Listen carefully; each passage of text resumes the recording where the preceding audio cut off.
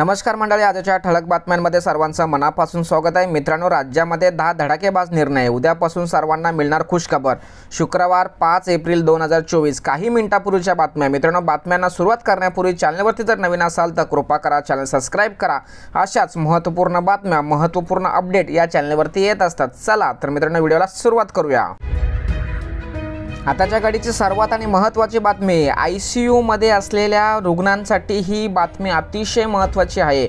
उपचार घेणाऱ्या तरुणाला चावले उंदीर, प्रकृती खालावल्याने पेशंटचा झाला मृत्यू। ससून रुग्णालयातील घटना।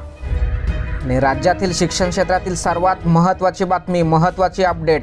राज्यात तब्बल 4,28,814 विद्यार्थ्यांचे आधार कार्ड अवैध आहेत, तर 5,54,837 विद्यार्थ्यांच्या शाळांकडे त्यांची माहिती आहे।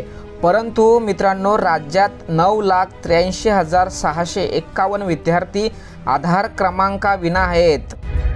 आणि आजच्या दिवसभरातील राजकारणातील सर्वात आणि महत्त्वाची बातमी, स्वतःला फकीर म्हणणारे महादेव जानकर 5 कोटीचे मालक।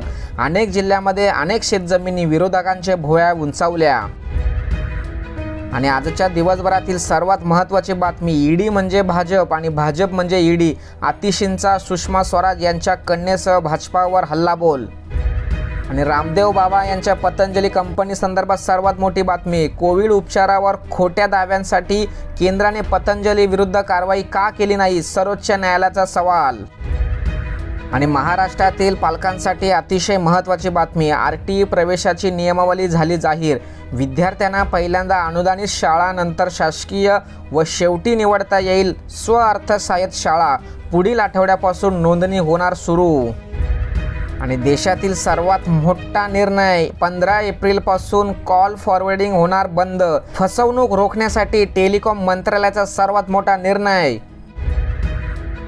आणि रेल्वेने प्रवास करणाऱ्या प्रवाशांसाठी अतिशय महत्त्वाची बातमी, कर्जतला जाण्यासाठी आणखी एक रेल्वे मार्ग, पनवेल कर्जत रेल्वे मार्ग डिसेंबर 2025 पर्यंत पूर्ण करण्याचे रेल्वेचा उद्दिष्ट।